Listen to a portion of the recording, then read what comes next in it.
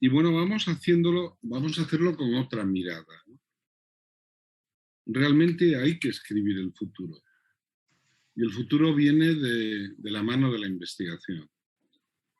Alguien dijo alguna vez que el futuro pertenece a quienes creen en la belleza de sus sueños. Y yo conozco a un soñador que se llama José María Fernández Sousa Faro, que es el presidente de Farmamar, ¿no? Que un día se plantó en mi despacho y me transmitió energía, ¿no? Un trabajador nato, apasionado, un luchador incansable. José María preside Farmamar, una empresa, la única empresa española que está desarrollando un fármaco antivírico con una potencia aparentemente increíble frente al SARS-CoV-2. Él es doctor en bioquímica por la Universidad Complutense de Madrid, ha sido profesor titular adjunto y agregado por oposición y posteriormente catedrático de bioquímica en la Universidad de Santiago de Compostela.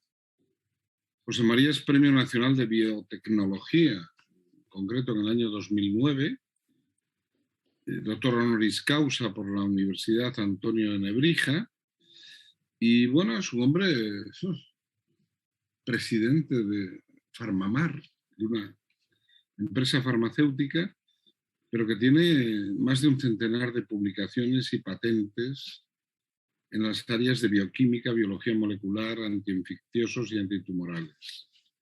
Por otra parte es gallego, ¿no? En fin, no es por nada, pero encima es gallego.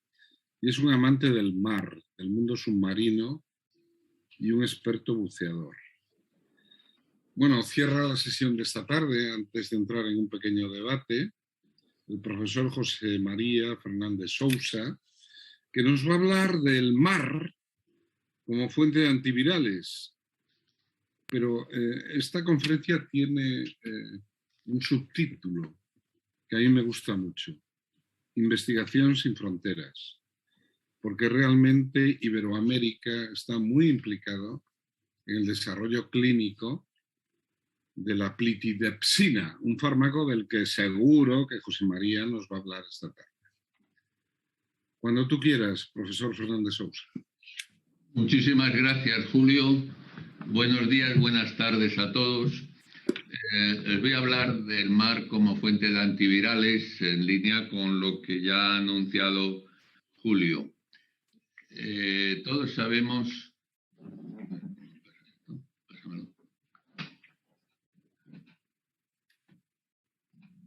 Bien, todos sabemos que la naturaleza fue quien realmente nos enseñó a combatir las bacterias. Fue el doctor Fleming, con su descubrimiento de la penicilina, quien empezó a proporcionarnos arsenal terapéutico para combatir las bacterias. A esto siguieron otros muchos antibióticos, macrólidos, aminoglicósidos, tetraciclinas, etc. Lo mismo ocurrió, la siguiente diapositiva, lo mismo ocurrió con el caso de los hongos. Fue la naturaleza quien primero nos enseñó cómo combatir las infecciones de hongos. El primer antifúngico que se aprobó en el 1949 fue la nistatina, y el primer antifúngico oral fue la grisofulvina, producida también por un penicillium. Pero en el caso de los antivirales, de momento hemos estado dependiendo de los antivirales de diseño. Los investigadores, como la partícula viral es una partícula muy simple, pues han estado tratando de inhibir las enzimas que producen estos virus, pues la RNA polimerasa, las proteasas, etcétera. Y realmente solo han dado potencias muy bajas, potencias micromolares. Todos han sido hasta ahora, casi todos, de diseño, son todos esos que acaban en vir.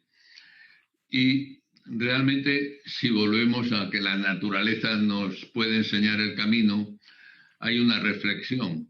Realmente, donde hay virus en nuestro planeta es en el mar. En tierra, prácticamente solo pueden vivir en animales, en plantas o en bacterias. En el suelo, en el aire, es un medio hostil para el virus y ahí no, el virus no está. Sin embargo, en el mar, que es una solución salina, el virus puede estar perfectamente flotando en esa solución salina y, de hecho, en 1 mililitro de agua del mar hay más de 10 millones de virus. Esto, para los que estamos en el sector farma, no sabemos lo que implica, pero en la siguiente diapositiva vamos a ver lo que implica para los que están en cultivos de acuicultura.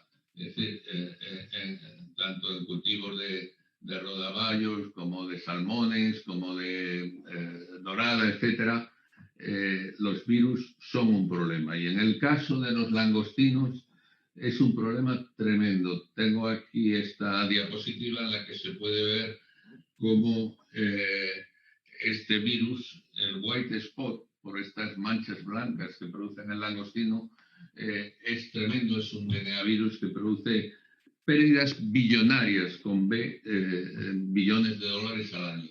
Es un DNA virus. Luego el que tiene la cabeza amarilla, el yellow head virus, también produce pérdidas tremendas. Es un virus RNA positivo como el coronavirus. Y bueno, hay otros muchos más, el Gill Associated y tal. Entonces todo eso nos lleva a una reflexión. En el mar, cualquier invertebrado que a lo largo de millones de años de evolución haya sido capaz de desarrollar un antiviral ha tenido una ventaja evolutiva. Probablemente eso es lo que ha sucedido con este organismo donde nosotros encontramos la plitidepsina, precisamente en aguas de Islas Baleares, en agua de Ibiza, que está aquí en esta foto.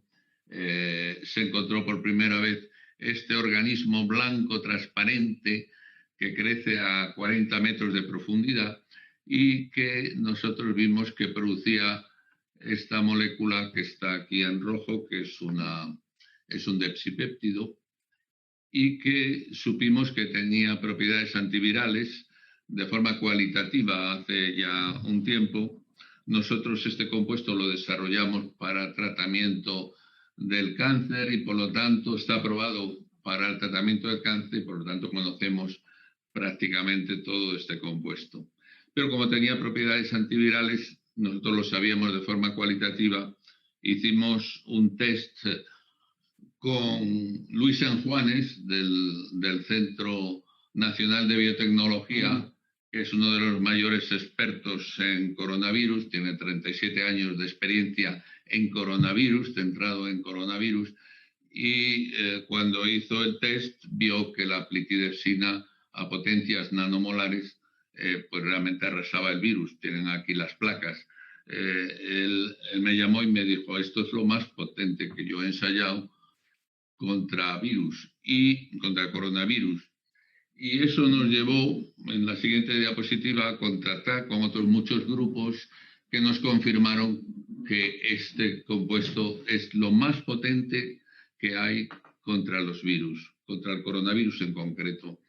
El artículo central es una publicación en Science a principios de este año, en que el grupo del doctor White en Estados Unidos con Krogan y García Sastre ensayaron plitidepsina y otros 50 o 60 antivirales que eligieron, y el más potente de todos resultó ser la plitidepsina, pero con diferencia. Eso mismo confirmó el grupo del doctor Clotet en Barcelona, que lo testaron aquí con otros 80 compuestos con actividad antiviral y resultó la plitidepsina otra vez el más potente con diferencia. Lo mismo el Instituto Pasteur, el grupo de Grecia, un grupo de Taiwán, en fin, todos los que han tenido la oportunidad de comparar la actividad antiviral de plitidepsina contra otros compuestos ha salido siempre ganadora y por diferencia la plitidepsina. Aquí tienen pues los datos publicados en esos papers, en el que pueden ver, por ejemplo, que este antiviral de diseño solo da potencias micromolares. Eso ocurre con cualquiera de los otros que acaban en vir, ¿no? En cambio, plitidepsina tiene potencias nanomolares, o sea, es 1000 veces más potente. Estos son los ensayos del Instituto Pasteur que llegan a la misma conclusión. Entonces, no es esta la única virtud de la plitidepsina. En la siguiente diapositiva vemos cómo se distribuye la plitidepsina en nuestro organismo. Y resulta sorprendente que realmente el cociente de cómo se reparte en pulmón y en plasma es 140 veces más abundante en pulmón, que es donde hay que atacar al virus. Esto, cuando se compara con otros fármacos que han estado utilizándose para tratar este coronavirus, pues se ve que, bueno, todos los que acaban en vir, pues están en el orden de cero. Prácticamente no van al pulmón. La plitidepsina sí es el que más va al pulmón. Entonces, realmente con esto voy a entretenerme un poco en cuál es el mecanismo de acción de la plina, porque la plina hace esto, pero el por qué hace esto es muy interesante. Ahora mismo se está investigando y va a haber unas publicaciones que no las puedo avanzar mucho, pero que vienen a confirmar lo que voy a decir, ¿no? El virus realmente es una partícula muy simple que penetra en la célula porque tiene que parasitarla para copiarse N veces y volver a salir y parasitar a las siguientes células. Bien, pues entra en la célula y resulta que en estas partículas, que son las DMV, son unas vesículas de membrana doble, que es donde tiene lugar el complejo de replicación. Aquí es donde la plina paraliza todo lo demás. Luego ya el tratamiento con plitidepsina, todo esto ya no sucede. De manera que bloquea a este nivel, digamos, la replicación del virus. Y se sabe que en todos los virus hay una proteína que es la segunda proteína más abundante de nuestro organismo, que es la F1A, que es la diana terapéutica de la plitidepsina, que está prácticamente en todos los virus, tanto animales como vegetales. Y forma parte del complejo de replicación, lo tienen aquí pintado en azul, el F1A, que es lo que secuestra e inhibe la plitidepsina. En la siguiente diapositiva ven cómo ya se ha publicado que la plitidepsina se une de forma muy potente a esta proteína, evitando, por lo tanto, que suceda todo lo que antes contábamos, que se replique bien el virus. Por eso es tan potente y con muy pocas moléculas de plitidepsina se alcanza esa potencia nanomolar que vimos antes. Con todo ello, pues solicitamos el iniciar un ensayo clínico con plitidepsina, y aunque teníamos el producto y conocíamos prácticamente todo para el tratamiento del cáncer, pues nos obligaron a empezar de cero para ver qué dosis se podían tolerar por los pacientes de COVID-19.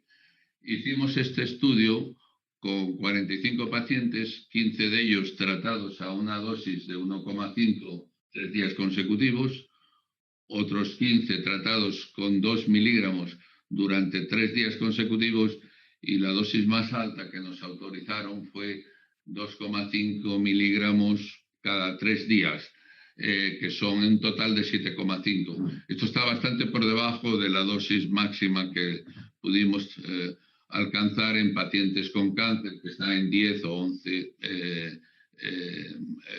miligramos de plitidepsina, con un resultado positivo, o sea que el fármaco es seguro a estas dosis, cosa que ya sabíamos, porque en cáncer es seguro con dosis más alta, pero bueno, se confirma que en pacientes con COVID a estas dosis es muy seguro el fármaco. Aquí lo interesante es ver la actividad que dio. Voy a poner varias diapositivas en el que los médicos, investigadores que participaron en el estudio, lo que se quedaron muy sorprendidos es cómo resolvía las neumonías bilaterales. Aquí va acompañado con un descenso de la proteína C reactiva y con una elevación de los linfocitos. Todos ellos, estas resoluciones normalmente no la habían visto con ningún otro tratamiento. Esta señora fue dada en el día 8. Este es otro paciente que se ve cómo desaparecen estas lesiones, cómo concomitantemente con eso baja la proteína C reactiva y sube los linfocitos, dado de alto el día 7. El siguiente lo mismo, aquí también, dado de alta en el día 6, baja la proteína C reactiva y suben los linfocitos. En la siguiente, pues lo mismo, una resolución y dado de alta el día 8. En la siguiente, pero una menos. En esta, más de lo mismo, dado de alta en el día 8. Y realmente cuando hemos hablado con los neumólogos, con los expertos, nos han dicho, oye, esta resolución de neumonía nosotros no la hemos visto en tan poco tiempo. Por lo tanto, nosotros pensamos que la plidina no solo tiene actividad antiviral, sino antiinflamatoria. Nosotros ahora mismo estamos trabajando en el laboratorio para justificar mecanísticamente lo que ya sabemos que tiene actividad también antiinflamatoria. Y en la siguiente es muy interesante porque en este estudio entraron pacientes con enfermedad leve, enfermedad moderada, enfermedad grave, pero precisamente a la población de enfermedad moderada fueron dados de alta casi todos entre el día 5 y el día 8. Por eso hemos diseñado una fase 3 para tratar precisamente estos pacientes con enfermedad hospitalizados, con enfermedad moderada, para tratar de reproducir lo que hemos visto en este estudio de fase 1, fase 2. Y en la siguiente está el diseño del estudio. Es un estudio de fase 3, la CRO Scovans. Se van a tratar 609 pacientes. Ahora mismo ya van tratados, creo que 36, el dato de ayer, y van a participar todos estos países, que en la siguiente diapositiva lo vamos a ver mejor, en el que a lo que nos ocupa aquí, pues países, perdón, anterior, países iberoamericanos, pues está participando España y Portugal, y están participando México, Perú, Argentina, Brasil y Colombia. Y en la siguiente es un poco para decir que nosotros no somos cualquiera en el desarrollo de fármacos de origen marino. Somos el líder mundial porque Farmamar está centrado en la búsqueda y desarrollo de fármacos de origen marino, todo de nuestra investigación. Y tenemos ya 3 antitumorales en el mercado. Yondelis para 2 indicaciones, sarcomas y ovario, Aplidina para mieloma múltiple y Zepzelca para cáncer de pulmón microcítico. Así que con esto termino. Muchas gracias. ¿Más preguntas? Sí, ¿puedo hacer una pregunta? Adelante. Bueno, una al colega que hizo, bueno, la exposición del fármaco que está en experimentación, que se me hace muy bueno. Quisiera preguntarle, en dado caso que se apruebe, cómo va a ser el problema de costos y de distribución, y dejo a la mesa planteado pues justamente también el problema de las vacunas, ¿no? Ya sabemos que la COVID llegó para quedarse y estar aquí, pero las vacunas no. Hace poco salieron, por un lado, las negativas, pues ahora sí que a dejar las patentes libres, es decir, no hacer uso de estos registros que se tienen. Y ayer justamente en México salió una nota de las ganancias exorbitadas que han tenido algunos laboratorios farmacéuticos, en donde pues ya inclusive en este ámbito pues clínico, académico, médico, etcétera, lo llevan a uno de dudas, ¿no? Desde si es o no necesaria la tercera vacunación, qué pasa con los niños menores de 12 años, etcétera, etcétera, y la amplia desigualdad que se tiene, cuando ya mencionábamos por ahí, Centroamérica, países del Caribe que no llegan ni al 5% de la población, de su población, con al menos una dosis de las vacunas que necesitan 2, o con un cuadro completo, mucho menos. Entonces, pues me parece que quizá el futuro podría ser ahora sí que los fármacos, ¿no? Y ahí pues se oye muy esperanzador esto que nos están mencionando de que la vida está en el mar, que ojalá así sea, y cómo en dado caso vislumbran, sobre todo en los países pues, africanos, de Asia, latinoamericanos, etcétera, la distribución de estos medicamentos. Fantásticas cuestiones las que planteas, Héctor Javier. José María, te toca. Bueno, tiene razón en el tema de las vacunas, porque en Occidente se está vacunando, ahora se está pensando en la tercera dosis, y sin embargo en el resto del planeta pues no se está vacunando igual. Y este virus, donde se esté replicando, en cada ciclo de replicación pues se producen mutaciones y alguna mutación puede dar lugar a alguna variante peor que las que ya tenemos, porque ya hemos visto como detrás del alfa, beta, tal, vino la delta, que es la que ahora más nos preocupa. No lo sé, porque aquí en España, solo sabrás tú, Julio, mejor, creo que no ha llegado la cepa mu, que no sabemos cómo se va a comparar con la delta, pero lo que nos dice es que si tenemos el virus por todo el mundo replicándose, las probabilidades de que este RNA virus produzca mutaciones, que algunas de ellas puedan llevar a que el virus se haga más transmisible o menos neutralizable por las vacunas, pues seguimos con este problema, ¿no? En cuanto a los antivirales, yo sí tengo mucha fe en el nuestro. El nuestro es una molécula que nosotros la desarrollamos inicialmente para el cáncer y, bueno, el cáncer soporta precios más altos, con lo cual no hemos hecho un fine tuning de la síntesis, que se sintetiza en 22, 29 pasos. Y ahora precisamente conscientes de que debería tener un precio asequible, nosotros creemos que lo vamos a lograr y estamos con procesos de abaratamiento del coste de producción que nos permita, cuando el producto se aprueba, si se aprueba, que tenga un precio asequible.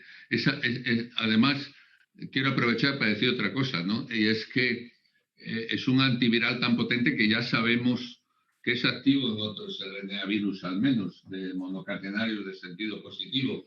Y lo digo porque en Sudamérica precisamente tenemos unos investigadores de Brasil que están muy interesados en desarrollar plitidepsina en dengue.